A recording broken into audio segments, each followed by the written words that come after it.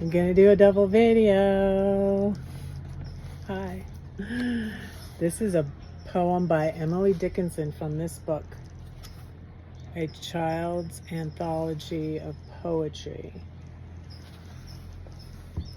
Okay.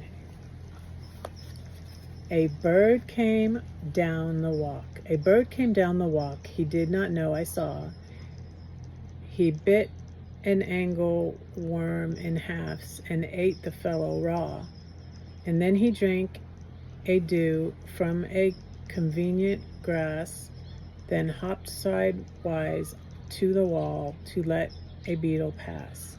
He glanced with rapid eyes that hurried all abroad. They looked like frightened beads, I thought. He stirred his velvet head.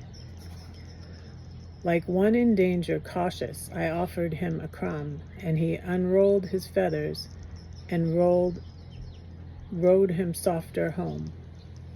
Then oars divide the ocean to silver for a seam, or butterflies off banks of noon leap splashes as they swim. Emily Dickinson.